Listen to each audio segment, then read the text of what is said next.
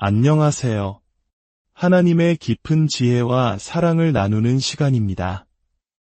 오늘 우리는 삶의 중요한 질문 하나를 마주하려 합니다. 바로 하나님께서 우리에게 약속하신 수많은 복을 받았음에도 불구하고 예때로는 그 복을 온전히 누리지 못하고 광야처럼 메마른 시간을 보내게 되는 걸까요? 마치 풍성한 잔치상에 초대받았지만 정작 그 음식을 맛보지 못하는 사람처럼 말입니다. 오늘 이 이야기를 통해 여러분의 삶에 하나님의 은혜가 강물처럼 흐르기를 소망합니다. 이 귀한 지혜의 말씀이 더 많은 이들에게 닿을 수 있도록 지금 잠시 시간을 내어 구독과 좋아요를 눌러주시면 감사하겠습니다. 여러분의 작은 손길 하나하나가 하나님의 사랑을 전하는 귀한 통로가 되며 그 선한 행동 위에 주님의 축복이 가득 임하시기를 기도합니다. 자, 이제 함께 받은 복을 누리는 복으로 바꾸는 영적인 여정을 떠나보겠습니다. 옛날 이스라엘 민족의 이야기를 먼저 살펴보겠습니다. 그들은 이집트라는 거대한 제국에서 430년간 노예로 살았습니다. 희망 없는 고통과 절망 속에서 그들은 하늘을 향해 부르짖었습니다. 그리고 하나님께서는 그들의 고통 소리를 들으셨습니다. 아브라함과 이삭, 야곱에게 하셨던 약속을 기억하시고 모세라는 위대한 지도자를 보내셨습니다. 강한 손과 편팔로 10가지의 기적을 통해 하나님은 약 300만 명에 달하는 이스라엘 백성을 노예의 땅 이집트에서 해방시키셨습니다. 눈앞을 가로막던 홍해를 가르는 기적을 체험하게 하시고 그들을 젖과 꿀이 흐르는 약속의 땅 가나안으로 인도하셨습니다. 그들에게는 이제 희망과 꿈이 가득했습니다. 노예의 삶을 청산하고 자유인으로서 풍요로운 땅을 기업으로 받을 것이라는 약속을 받았기 때문입니다. 이것이 바로 그들이 받은 복이었습니다. 하지만 안타깝게도 이집트에서 나온 1세대 대부분은 그 약속의 땅에 들어가지 못했습니다. 그들은 40년이라는 세월을 광야에서 방황하다가 그곳에서 생을 마감했습니다. 젖과 꿀이 흐르는 땅이라는 엄청난 복을 약속받았지만 그 복을 단 하루도 누리지 못했던 것입니다. 오직 그들의 자손들만이 그 땅에 들어갈 수 있었습니다. 왜 이런 비극적인 일이 일어났을까요? 문제는 간단했습니다. 그들의 몸은 이집트에서 나왔지만 마음은 여전히 이집트의 노예로 남아있었기 때문입니다. 광야의 험난한 길을 걸어가면서 그들 마음속에는 늘 불신앙과 불순종이 가득했습니다. 조금만 어려움이 닥치면 하나님을 원망하고 이집트에서 섬기던 우상들을 다시 찾았습니다. 광야의 삶은 결코 쉽지 않았습니다. 낮에는 타는 듯한 더위, 밤에는 살을 내는 추위가 계속되었습니다. 먹을 것은 부족했고 마실 물도 없었습니다. 불뱀과 전갈이 우글거리는 위험한 땅이었습니다. 우리 민족이 겪었던 혹독한 보릿고개를 떠올리게 하는 그런 처절한 시간이었습니다. 하지만 하나님께서는 그 모든 고난의 시간을 허락하신 이유가 있었습니다. 신명기 8장은 이렇게 말씀합니다. 이는 다 너를 낮추시며 너를 시험하사 마침내 내게 복을 주려 하심이었느니라. 하나님은 광야라는 학교를 통해 그들을 겸손하게 만드시고 오직 하나님만을 믿고 의지하며 순종하는 법을 가르치려 하셨습니다. 그 시험에 합격한 자만이 약속의 땅을 누릴 자격이 있었기 때문입니다. 그러나 그들은 끝내 합격하지 못했습니다. 늘 하나님을 시험하고 원망하고 불평하며 이집트의 삶을 그리워했습니다. 결국 그들은 약속의 땅을 눈앞에 두고도 광야에서 모두 쓰러져 갔습니다. 믿지 않음과 순종하지 않음이 그들이 받은 복을 누리지 못하게 만든 장벽이 되었던 것입니다. 이 이야기는 수천 년 전의 낡은 역사가 아닙니다. 바로 오늘 광야 같은 인생길을 살아가는 우리 모두에게 주시는 하나님의 생생한 교훈입니다. 예수 그리스도의 십자가를 통해 우리는 이스라엘 백성이 받았던 가나안 땅과는 비교할 수 없는 엄청난 복을 받았습니다. 이것은 우리의 어떠한 노력이나 자격으로 얻은 것이 아닌 오직 하나님의 은혜로 주어진 값없는 선물입니다. 어떤 복을 받았을까요?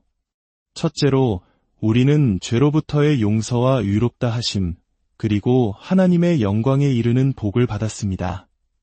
평생을 지은 죄의 짐에서 해방되어 감히 하나님 앞에 설 수 있는 자격을 얻은 것입니다. 둘째로, 거룩함과 성령 충만의 복을 받았습니다. 세상과 마귀를 따라 살던 더러운 우리를 깨끗하게 하시고 하나님의 영이신 성령님을 선물로 주셔서 우리 안에 거하게 하셨습니다. 셋째로, 치료와 건강의 복입니다.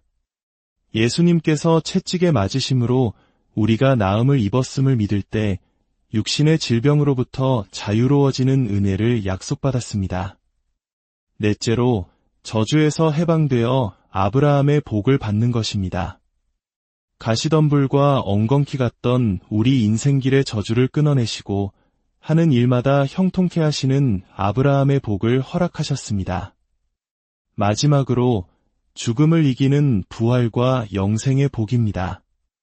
이 땅에서의 삶이 끝이 아니라 하늘나라에서 영원히 하나님과 함께 사는 놀라운 소망을 선물로 받았습니다.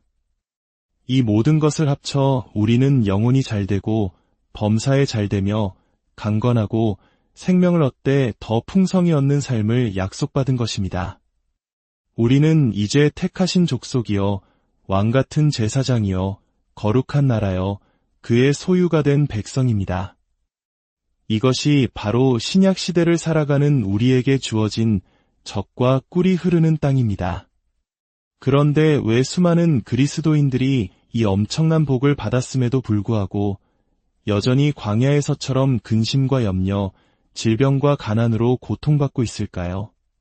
히브리서의 경고처럼 복음 전함을 받았으나 그 말씀이 유익하게 되지 못하는 이유는 무엇일까요?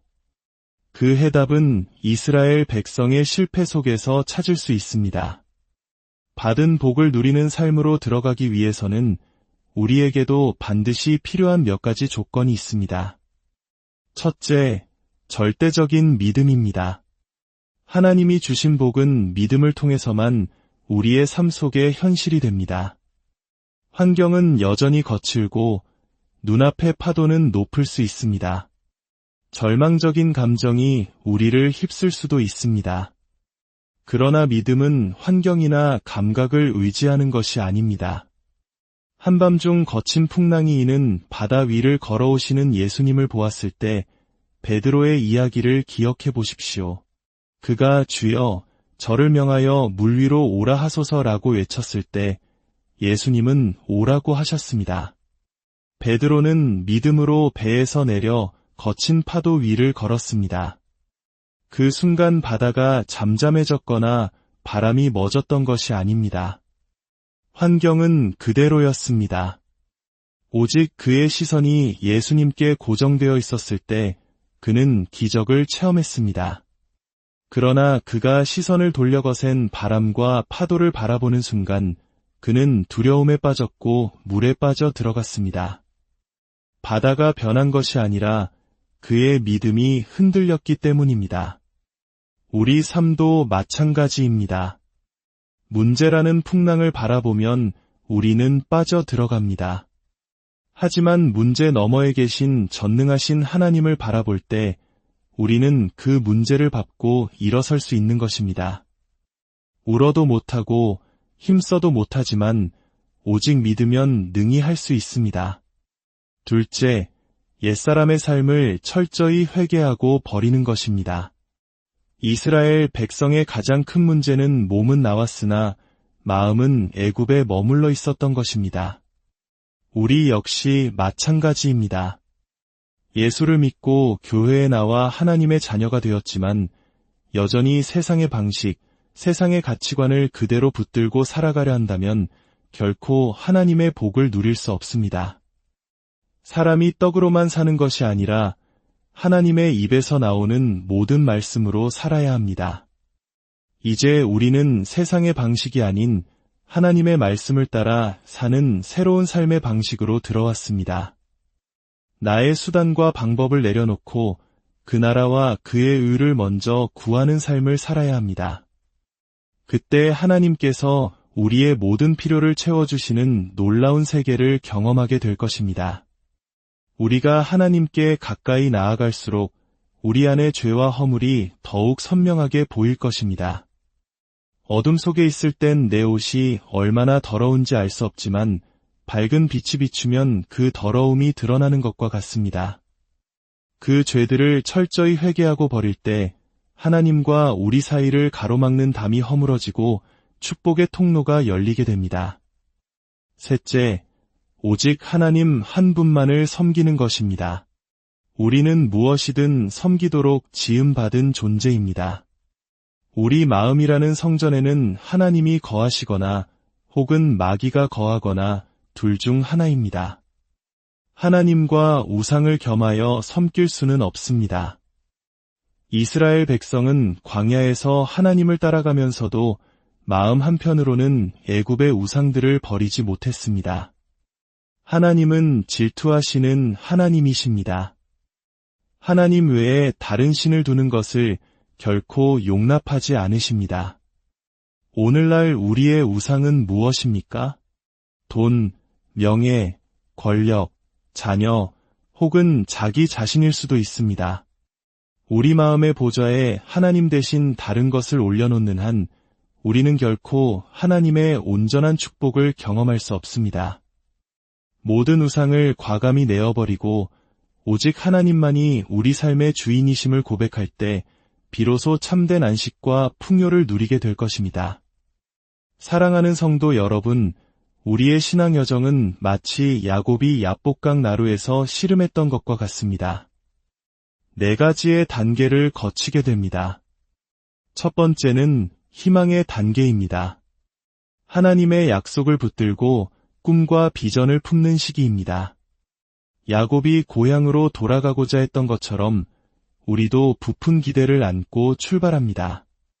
두 번째는 절망의 단계입니다.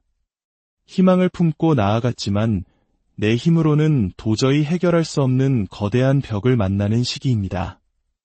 야곱 앞에 400명의 군사를 이끌고 나타난 형 에서처럼 우리 앞에도 죽음과 같은 절망의 골짜기가 펼쳐집니다. 세 번째는 깨어짐의 단계입니다. 모든 것을 잃어버릴 절체절명의 위기 속에서 나의 모든 교만과 자아, 나의 꾀와 수단이 산산조각 나는 시간입니다. 야곱이 밤새도록 천사와 씨름하다가 환도뼈가 부러졌던 것처럼 우리는 철저히 깨어지고 항복하게 됩니다. 하나님, 저는 아무것도 할 수 없습니다. 주님의 뜻대로 하옵소서. 이것이 바로 하나님께서 가장 기뻐하시는 상한 심령의 제사입니다. 그리고 마침내 4번째, 부활의 단계에 이릅니다. 내가 완전히 깨어진 그 자리에 부활이여 생명이신 예수 그리스도께서 나타나십니다. 절뚝거리며 형을 향해 나아갔던 야곱을 보십시오. 그가 자신의 힘을 의지하지 않고 하나님만을 의지했을 때 그를 죽이려던 형에서는 달려와 그를 끌어안고 함께 울었습니다. 원수가 변하여 친구가 되고 죽음의 군대는 호의 군대가 되었습니다. 이것이 바로 부활의 능력입니다. 우리가 철저히 깨어져 주님만을 의지할 때 우리의 삶에도 이 놀라운 부활의 역사가 시작됩니다. 막혔던 길이 열리고 닫혔던 문이 열리며 모든 것이 합력하여 선을 이루는 기적을 체험하게 될 것입니다. 말씀을 맺겠습니다. 하나님은 이미 우리에게 모든 복을 주셨습니다. 그 복을 누리느냐 마느냐의 책임은 이제 우리 각자에게 있습니다. 혹시 지금 광야와 같은 시간을 보내고 계십니까? 그렇다면 오늘 말씀을 기억하십시오. 환경과 감정을 넘어 살아계신 하나님을 믿음의 눈으로 바라보십시오. 마음속에 여전히 남아있는 세상의 방식과 옛사람의 습관을 과감히 버리십시오. 그리고 삶의 모든 영역에서 오직 하나님만을 왕으로 모시고 섬기십시오.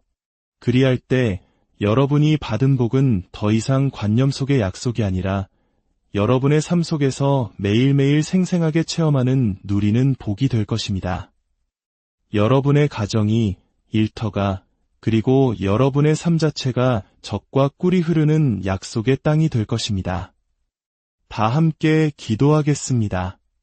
사랑과 은혜가 풍성하신 하나님 아버지, 우리에게 예수 그리스도를 통하여 하늘의 모든 신령한 복을 허락하여 주시니 감사드립니다. 그러나 우리가 때로는 불신과 불순종으로 받은 복조차 누리지 못하고 광야에서 방황했음을 고백합니다. 용서하여 주시옵소서. 이제 우리의 눈을 들어 주님을 바라보게 하시고 굳건한 믿음 위에 서게 하옵소서. 우리 안의 옛사람과 세상의 모든 가치관을 십자가에 못 박고 오직 주님만을 섬기며 살게 하옵소서. 우리를 깨뜨리시고 새롭게 하사 마침내 부활의 능력을 체험하며 이 땅에서부터 천국의 삶을 누리는 모든 성도들이 되게 하여 주시옵소서. 예수님의 이름으로 간절히 기도드립니다. 안녕하세요. 하나님의 깊은 지혜와 사랑을 나누는 시간입니다. 오늘 우리는 삶의 중요한 질문 하나를 마주하려 합니다. 바로 하나님께서 우리에게 약속하신 수많은 복을 받았음에도 불구하고 예때로는 그 복을 온전히 누리지 못하고 광야처럼 메마른 시간을 보내게 되는 걸까요? 마치 풍성한 잔치상에 초대받았지만 정작 그 음식을 맛보지 못하는 사람처럼 말입니다.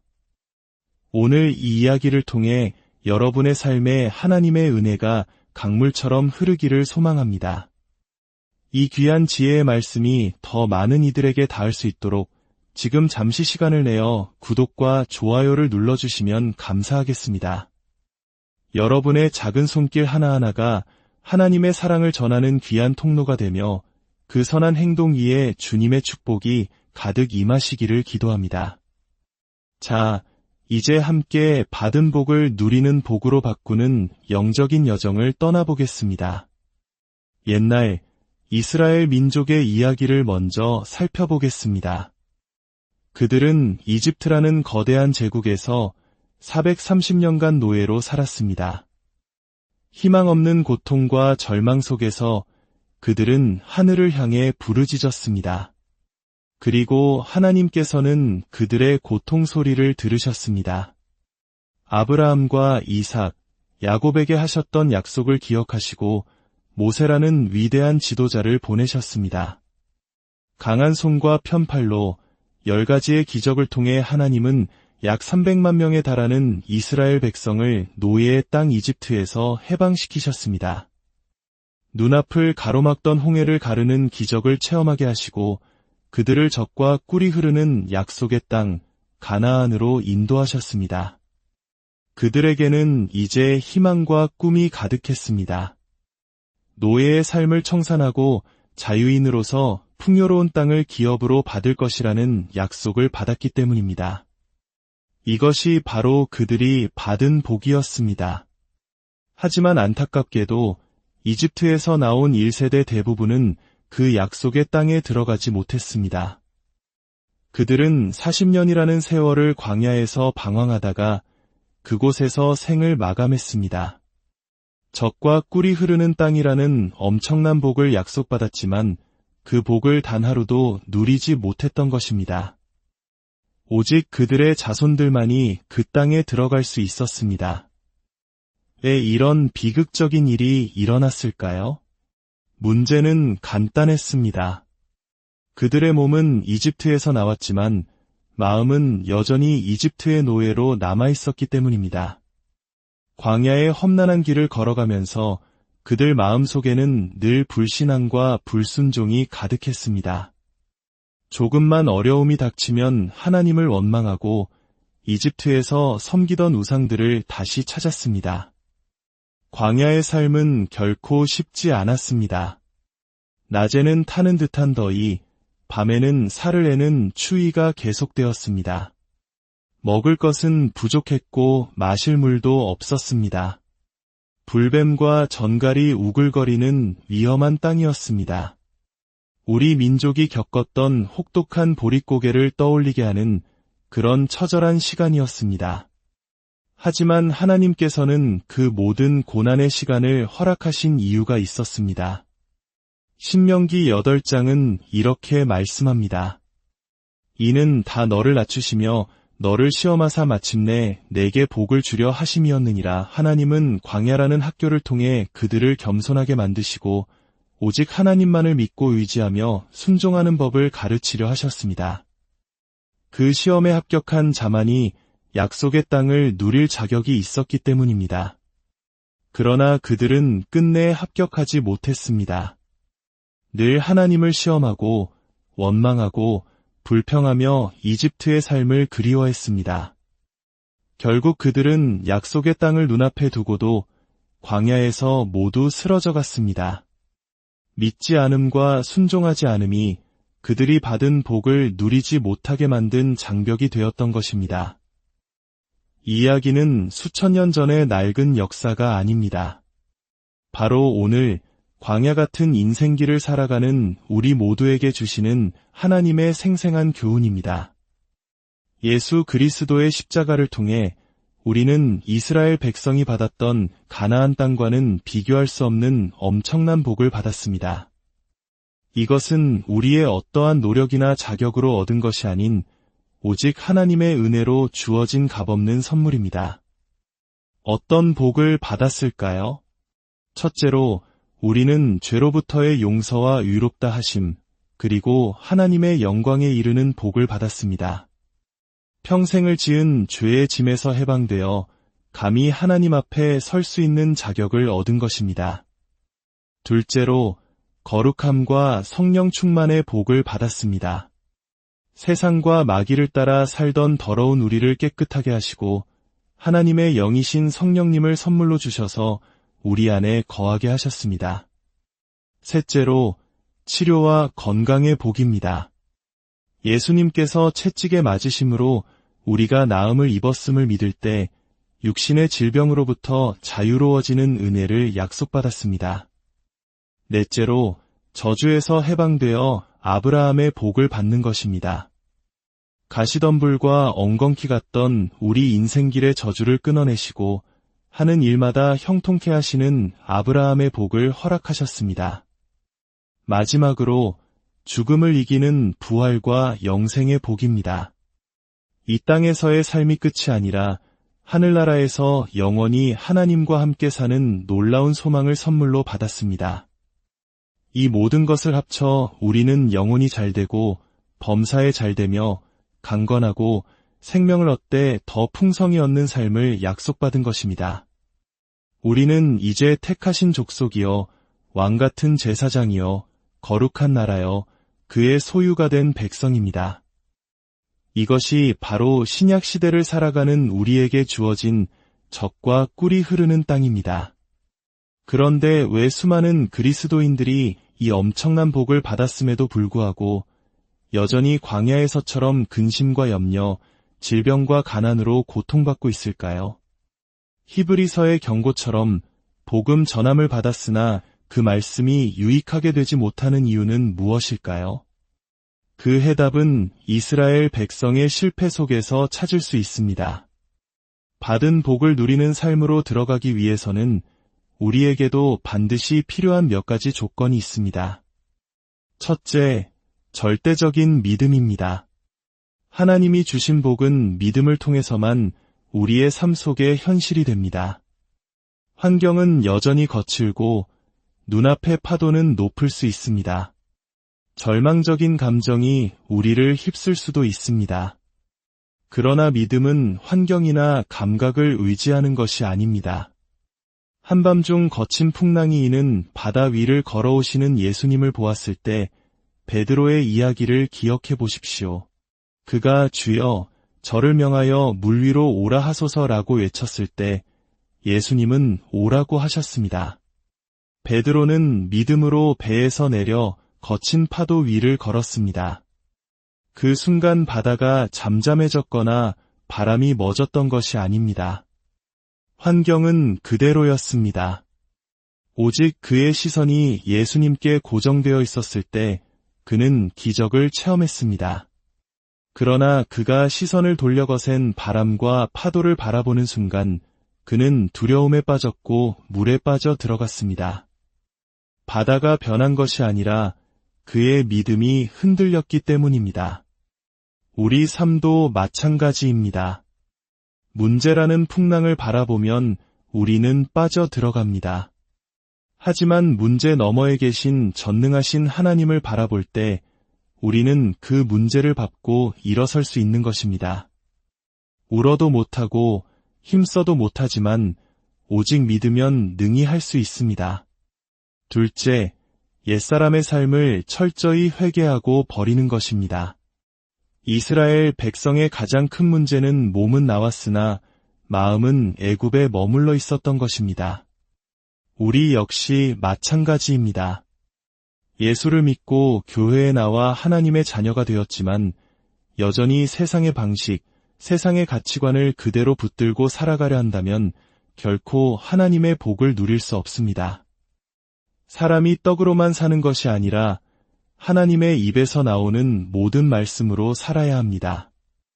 이제 우리는 세상의 방식이 아닌 하나님의 말씀을 따라 사는 새로운 삶의 방식으로 들어왔습니다.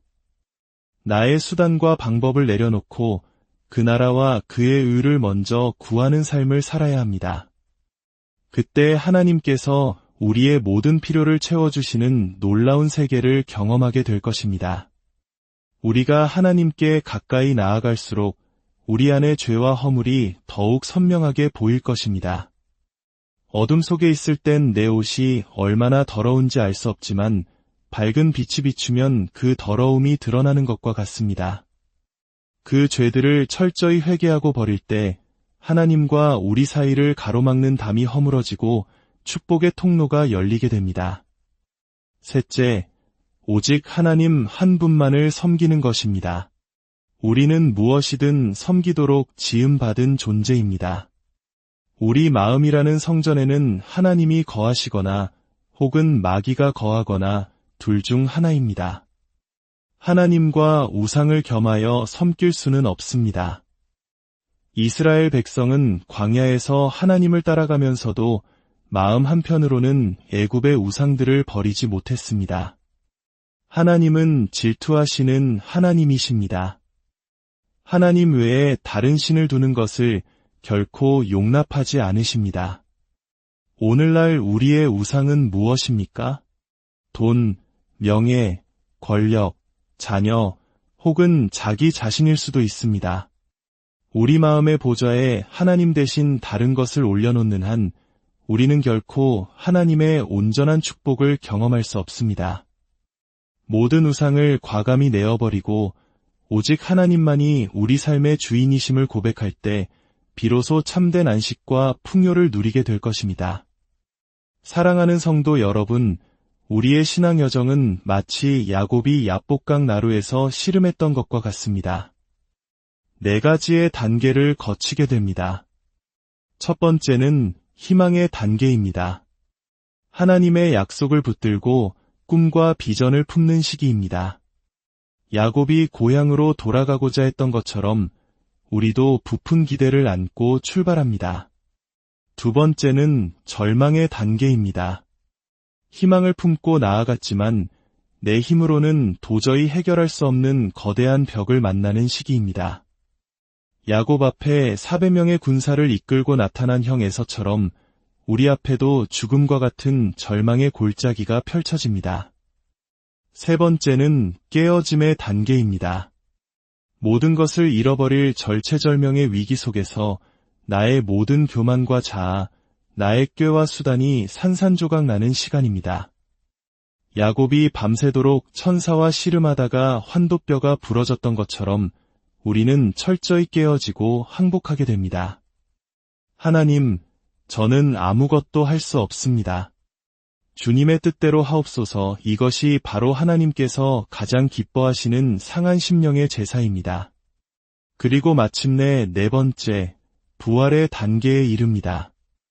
내가 완전히 깨어진 그 자리에 부활이요 생명이신 예수 그리스도께서 나타나십니다. 절뚝거리며 형을 향해 나아갔던 야곱을 보십시오. 그가 자신의 힘을 의지하지 않고 하나님만을 의지했을 때 그를 죽이려던 형에서는 달려와 그를 끌어안고 함께 울었습니다. 원수가 변하여 친구가 되고 죽음의 군대는 호의 군대가 되었습니다. 이것이 바로 부활의 능력입니다.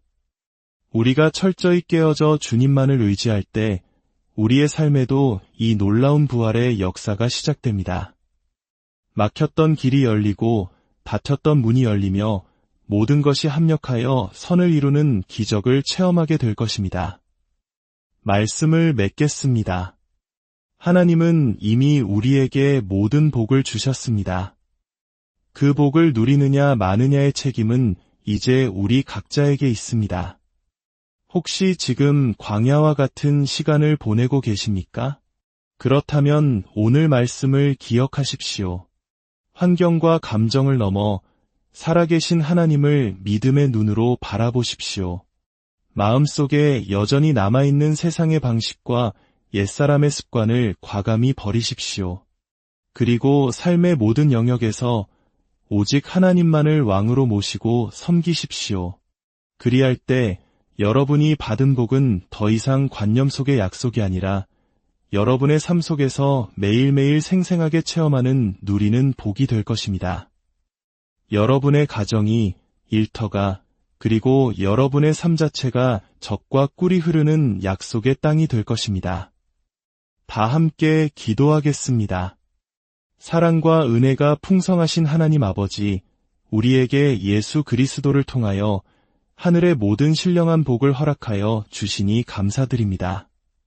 그러나 우리가 때로는 불신과 불순종으로 받은 복조차 누리지 못하고 광야에서 방황했음을 고백합니다.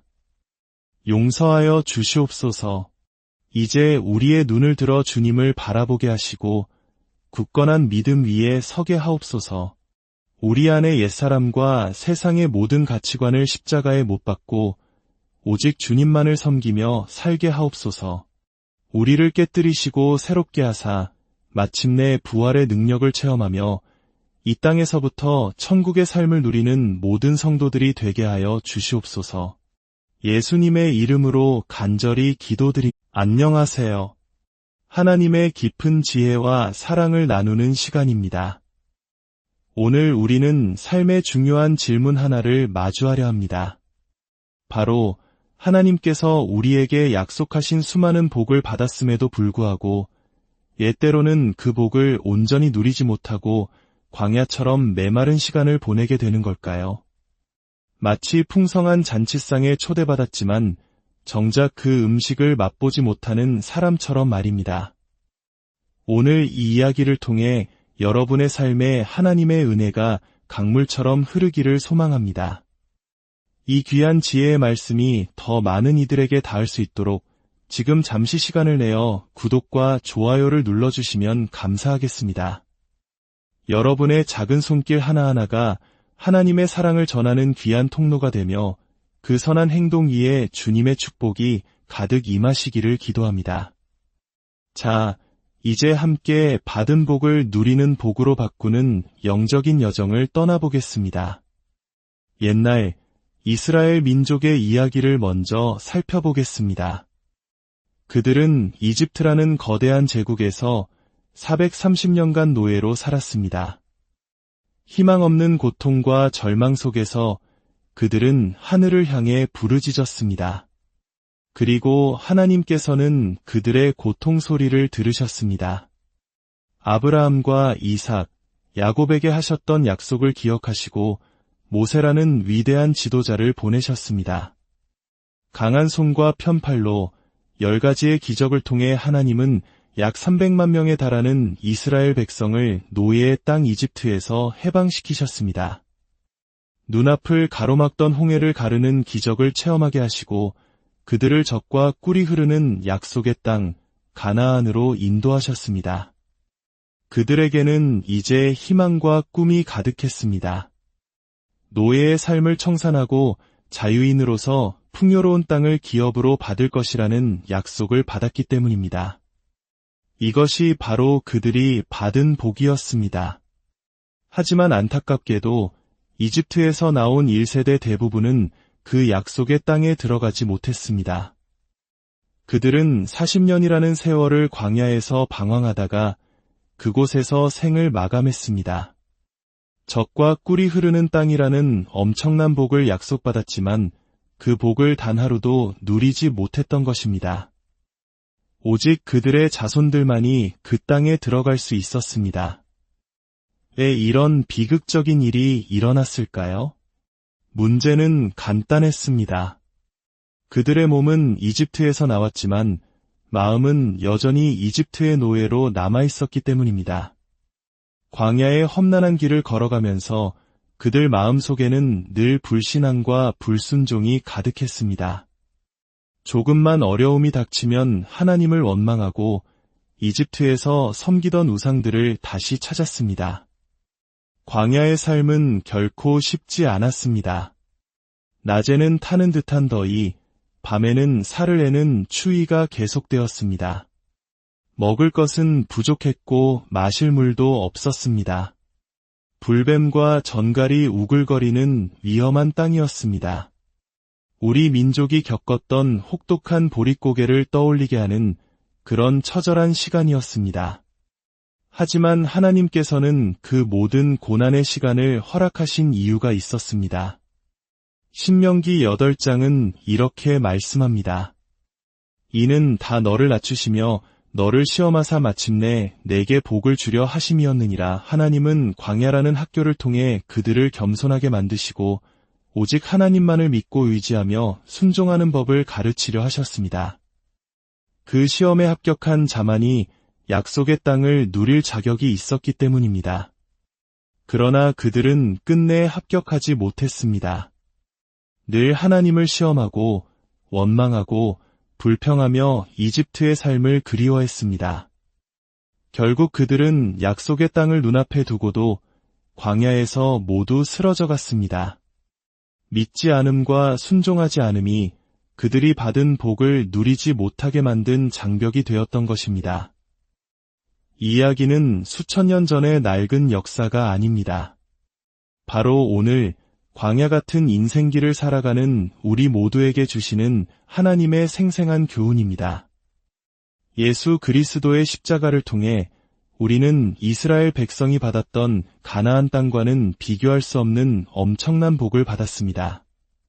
이것은 우리의 어떠한 노력이나 자격으로 얻은 것이 아닌 오직 하나님의 은혜로 주어진 값없는 선물입니다.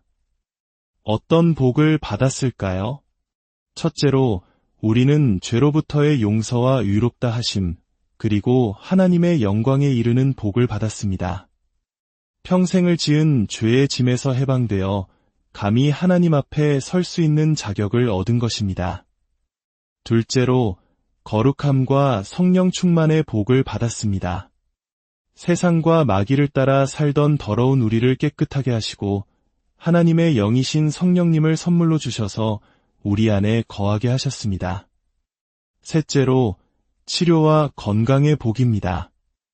예수님께서 채찍에 맞으심으로 우리가 나음을 입었음을 믿을 때 육신의 질병으로부터 자유로워지는 은혜를 약속받았습니다. 넷째로 저주에서 해방되어 아브라함의 복을 받는 것입니다.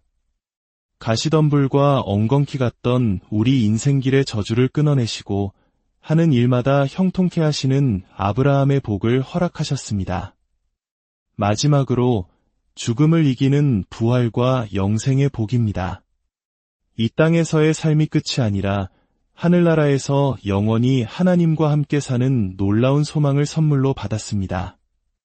이 모든 것을 합쳐 우리는 영혼이 잘되고 범사에 잘되며 강건하고 생명을 얻되 더 풍성히 얻는 삶을 약속받은 것입니다.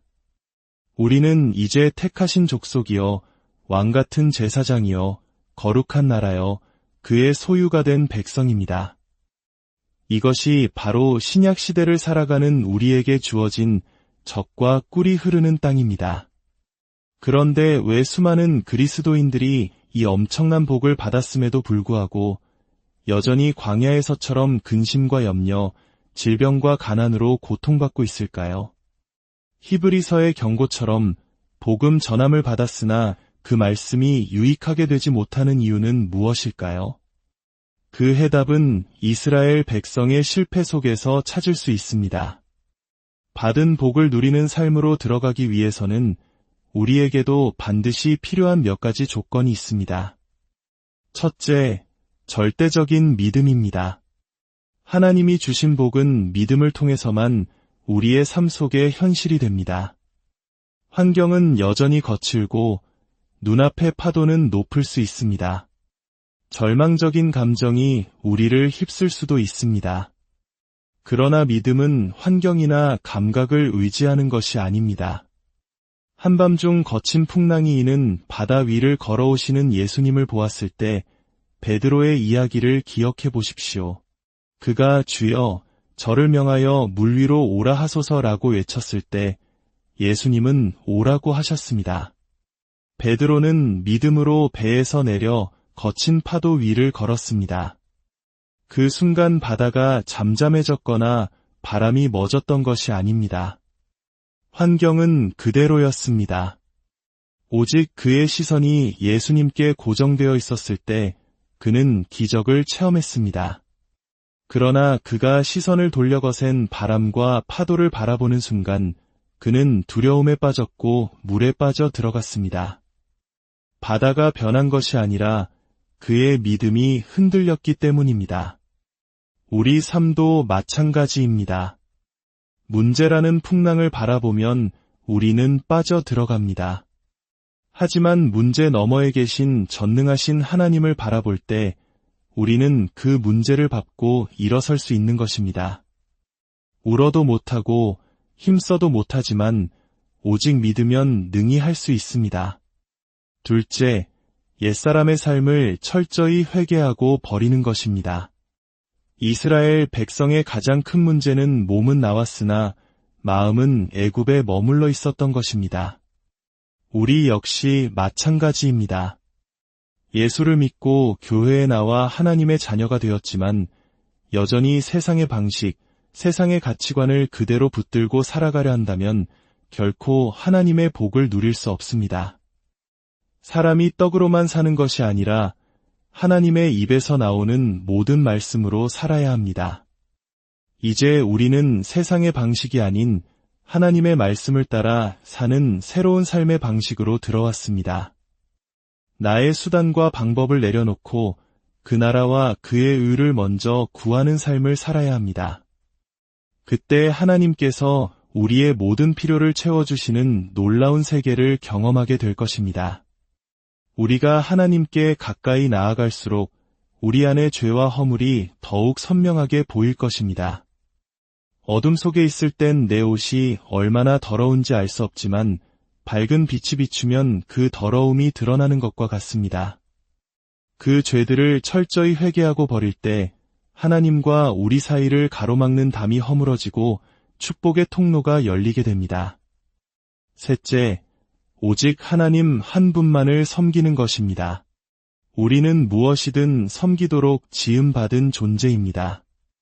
우리 마음이라는 성전에는 하나님이 거하시거나 혹은 마귀가 거하거나 둘 중 하나입니다. 하나님과 우상을 겸하여 섬길 수는 없습니다. 이스라엘 백성은 광야에서 하나님을 따라가면서도 마음 한편으로는 애굽의 우상들을 버리지 못했습니다. 하나님은 질투하시는 하나님이십니다. 하나님 외에 다른 신을 두는 것을 결코 용납하지 않으십니다. 오늘날 우리의 우상은 무엇입니까? 돈, 명예, 권력, 자녀, 혹은 자기 자신일 수도 있습니다. 우리 마음의 보좌에 하나님 대신 다른 것을 올려놓는 한 우리는 결코 하나님의 온전한 축복을 경험할 수 없습니다. 모든 우상을 과감히 내어버리고 오직 하나님만이 우리 삶의 주인이심을 고백할 때 비로소 참된 안식과 풍요를 누리게 될 것입니다. 사랑하는 성도 여러분, 우리의 신앙 여정은 마치 야곱이 야복강 나루에서 씨름했던 것과 같습니다. 네 가지의 단계를 거치게 됩니다. 첫 번째는 희망의 단계입니다. 하나님의 약속을 붙들고 꿈과 비전을 품는 시기입니다. 야곱이 고향으로 돌아가고자 했던 것처럼 우리도 부푼 기대를 안고 출발합니다. 두 번째는 절망의 단계입니다.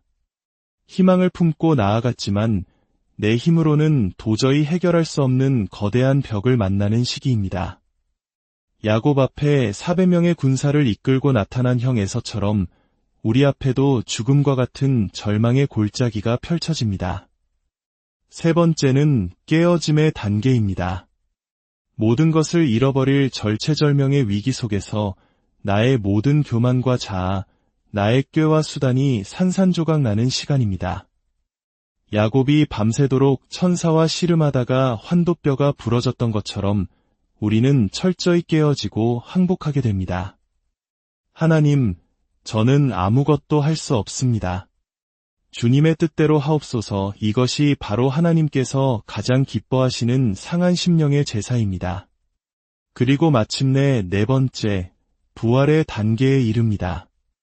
내가 완전히 깨어진 그 자리에 부활이여 생명이신 예수 그리스도께서 나타나십니다.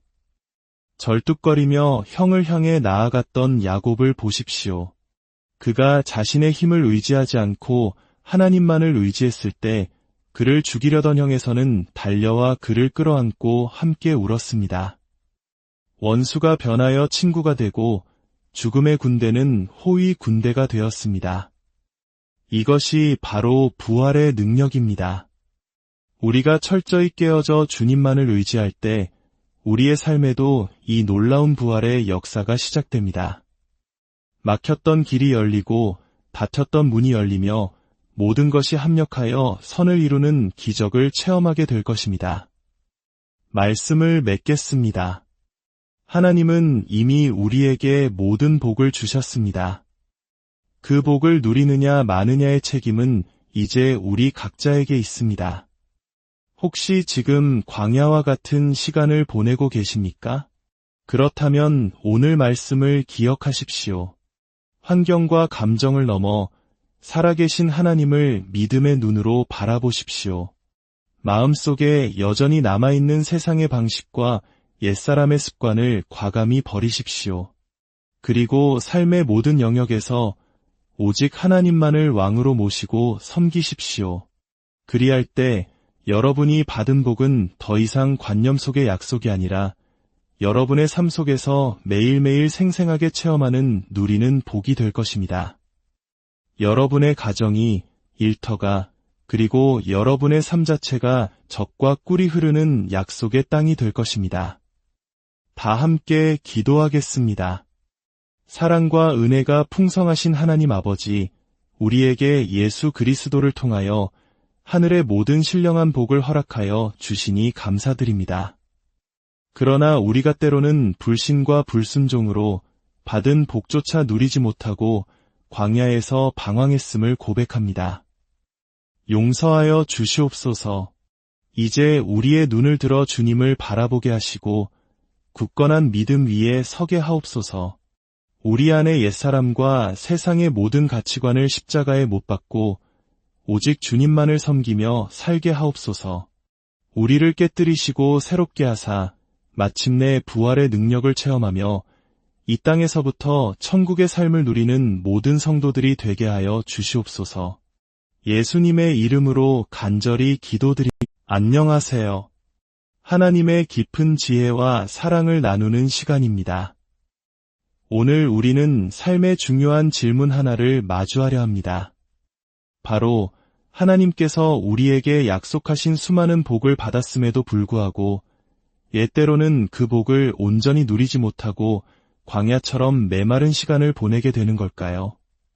마치 풍성한 잔치상에 초대받았지만 정작 그 음식을 맛보지 못하는 사람처럼 말입니다. 오늘 이 이야기를 통해 여러분의 삶에 하나님의 은혜가 강물처럼 흐르기를 소망합니다. 이 귀한 지혜의 말씀이 더 많은 이들에게 닿을 수 있도록 지금 잠시 시간을 내어 구독과 좋아요를 눌러주시면 감사하겠습니다. 여러분의 작은 손길 하나하나가 하나님의 사랑을 전하는 귀한 통로가 되며 그 선한 행동 위에 주님의 축복이 가득 임하시기를 기도합니다. 자, 이제 함께 받은 복을 누리는 복으로 바꾸는 영적인 여정을 떠나보겠습니다. 옛날 이스라엘 민족의 이야기를 먼저 살펴보겠습니다. 그들은 이집트라는 거대한 제국에서 430년간 노예로 살았습니다. 희망 없는 고통과 절망 속에서 그들은 하늘을 향해 부르짖었습니다. 그리고 하나님께서는 그들의 고통 소리를 들으셨습니다. 아브라함과 이삭, 야곱에게 하셨던 약속을 기억하시고 모세라는 위대한 지도자를 보내셨습니다. 강한 손과 편팔로 10가지의 기적을 통해 하나님은 약 300만 명에 달하는 이스라엘 백성을 노예의 땅 이집트에서 해방시키셨습니다. 눈앞을 가로막던 홍해를 가르는 기적을 체험하게 하시고 그들을 적과 꿀이 흐르는 약속의 땅 가나안으로 인도하셨습니다. 그들에게는 이제 희망과 꿈이 가득했습니다. 노예의 삶을 청산하고 자유인으로서 풍요로운 땅을 기업으로 받을 것이라는 약속을 받았기 때문입니다. 이것이 바로 그들이 받은 복이었습니다. 하지만 안타깝게도 이집트에서 나온 1세대 대부분은 그 약속의 땅에 들어가지 못했습니다. 그들은 40년이라는 세월을 광야에서 방황하다가 그곳에서 생을 마감했습니다. 젖과 꿀이 흐르는 땅이라는 엄청난 복을 약속받았지만 그 복을 단 하루도 누리지 못했던 것입니다. 오직 그들의 자손들만이 그 땅에 들어갈 수 있었습니다. 왜 이런 비극적인 일이 일어났을까요? 문제는 간단했습니다. 그들의 몸은 이집트에서 나왔지만 마음은 여전히 이집트의 노예로 남아있었기 때문입니다. 광야의 험난한 길을 걸어가면서 그들 마음속에는 늘 불신앙과 불순종이 가득했습니다. 조금만 어려움이 닥치면 하나님을 원망하고 이집트에서 섬기던 우상들을 다시 찾았습니다. 광야의 삶은 결코 쉽지 않았습니다. 낮에는 타는 듯한 더위, 밤에는 살을 내는 추위가 계속되었습니다. 먹을 것은 부족했고 마실 물도 없었습니다. 불뱀과 전갈이 우글거리는 위험한 땅이었습니다. 우리 민족이 겪었던 혹독한 보릿고개를 떠올리게 하는 그런 처절한 시간이었습니다. 하지만 하나님께서는 그 모든 고난의 시간을 허락하신 이유가 있었습니다. 신명기 8장은 이렇게 말씀합니다. 이는 다 너를 낮추시며 너를 시험하사 마침내 내게 복을 주려 하심이었느니라. 하나님은 광야라는 학교를 통해 그들을 겸손하게 만드시고 오직 하나님만을 믿고 의지하며 순종하는 법을 가르치려 하셨습니다. 그 시험에 합격한 자만이 약속의 땅을 누릴 자격이 있었기 때문입니다. 그러나 그들은 끝내 합격하지 못했습니다. 늘 하나님을 시험하고 원망하고 불평하며 이집트의 삶을 그리워했습니다. 결국 그들은 약속의 땅을 눈앞에 두고도 광야에서 모두 쓰러져 갔습니다. 믿지 않음과 순종하지 않음이 그들이 받은 복을 누리지 못하게 만든 장벽이 되었던 것입니다. 이 이야기는 수천 년 전의 낡은 역사가 아닙니다. 바로 오늘 광야 같은 인생길을 살아가는 우리 모두에게 주시는 하나님의 생생한 교훈입니다. 예수 그리스도의 십자가를 통해 우리는 이스라엘 백성이 받았던 가나안 땅과는 비교할 수 없는 엄청난 복을 받았습니다. 이것은 우리의 어떠한 노력이나 자격으로 얻은 것이 아닌 오직 하나님의 은혜로 주어진 값없는 선물입니다. 어떤 복을 받았을까요? 첫째로 우리는 죄로부터의 용서와 의롭다 하심, 그리고 하나님의 영광에 이르는 복을 받았습니다. 평생을 지은 죄의 짐에서 해방되어 감히 하나님 앞에 설 수 있는 자격을 얻은 것입니다. 둘째로 거룩함과 성령 충만의 복을 받았습니다. 세상과 마귀를 따라 살던 더러운 우리를 깨끗하게 하시고 하나님의 영이신 성령님을 선물로 주셔서 우리 안에 거하게 하셨습니다. 셋째로, 치료와 건강의 복입니다. 예수님께서 채찍에 맞으심으로 우리가 나음을 입었음을 믿을 때 육신의 질병으로부터 자유로워지는 은혜를 약속받았습니다. 넷째로, 저주에서 해방되어 아브라함의 복을 받는 것입니다. 가시덤불과 엉겅퀴 같던 우리 인생길의 저주를 끊어내시고 하는 일마다 형통케 하시는 아브라함의 복을 허락하셨습니다. 마지막으로 죽음을 이기는 부활과 영생의 복입니다. 이 땅에서의 삶이 끝이 아니라 하늘나라에서 영원히 하나님과 함께 사는 놀라운 소망을 선물로 받았습니다. 이 모든 것을 합쳐 우리는 영혼이 잘되고 범사에 잘되며 강건하고 생명을 얻되 더 풍성히 얻는 삶을 약속받은 것입니다. 우리는 이제 택하신 족속이요 왕같은 제사장이요 거룩한 나라요 그의 소유가 된 백성입니다. 이것이 바로 신약 시대를 살아가는 우리에게 주어진 젖과 꿀이 흐르는 땅입니다. 그런데 왜 수많은 그리스도인들이 이 엄청난 복을 받았음에도 불구하고 여전히 광야에서처럼 근심과 염려, 질병과 가난으로 고통받고 있을까요? 히브리서의 경고처럼 복음 전함을 받았으나 그 말씀이 유익하게 되지 못하는 이유는 무엇일까요? 그 해답은 이스라엘 백성의 실패 속에서 찾을 수 있습니다. 받은 복을 누리는 삶으로 들어가기 위해서는 우리에게도 반드시 필요한 몇 가지 조건이 있습니다. 첫째, 절대적인 믿음입니다. 하나님이 주신 복은 믿음을 통해서만 우리의 삶 속에 현실이 됩니다. 환경은 여전히 거칠고 눈앞의 파도는 높을 수 있습니다. 절망적인 감정이 우리를 휩쓸 수도 있습니다. 그러나 믿음은 환경이나 감각을 의지하는 것이 아닙니다. 한밤중 거친 풍랑이 이는 바다 위를 걸어오시는 예수님을 보았을 때 베드로의 이야기를 기억해 보십시오. 그가 주여 저를 명하여 물 위로 오라 하소서라고 외쳤을 때 예수님은 오라고 하셨습니다. 베드로는 믿음으로 배에서 내려 거친 파도 위를 걸었습니다. 그 순간 바다가 잠잠해졌거나 바람이 멎었던 것이 아닙니다.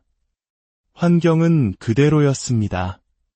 오직 그의 시선이 예수님께 고정되어 있었을 때 그는 기적을 체험했습니다. 그러나 그가 시선을 돌려 거센 바람과 파도를 바라보는 순간 그는 두려움에 빠졌고 물에 빠져 들어갔습니다. 바다가 변한 것이 아니라 그의 믿음이 흔들렸기 때문입니다. 우리 삶도 마찬가지입니다. 문제라는 풍랑을 바라보면 우리는 빠져 들어갑니다. 하지만 문제 너머에 계신 전능하신 하나님을 바라볼 때 우리는 그 문제를 밟고 일어설 수 있는 것입니다. 울어도 못하고 힘써도 못하지만 오직 믿으면 능히 할 수 있습니다. 둘째, 옛사람의 삶을 철저히 회개하고 버리는 것입니다. 이스라엘 백성의 가장 큰 문제는 몸은 나왔으나 마음은 애굽에 머물러 있었던 것입니다. 우리 역시 마찬가지입니다. 예수를 믿고 교회에 나와 하나님의 자녀가 되었지만 여전히 세상의 방식, 세상의 가치관을 그대로 붙들고 살아가려 한다면 결코 하나님의 복을 누릴 수 없습니다. 사람이 떡으로만 사는 것이 아니라 하나님의 입에서 나오는 모든 말씀으로 살아야 합니다. 이제 우리는 세상의 방식이 아닌 하나님의 말씀을 따라 사는 새로운 삶의 방식으로 들어왔습니다. 나의 수단과 방법을 내려놓고 그 나라와 그의 의를 먼저 구하는 삶을 살아야 합니다.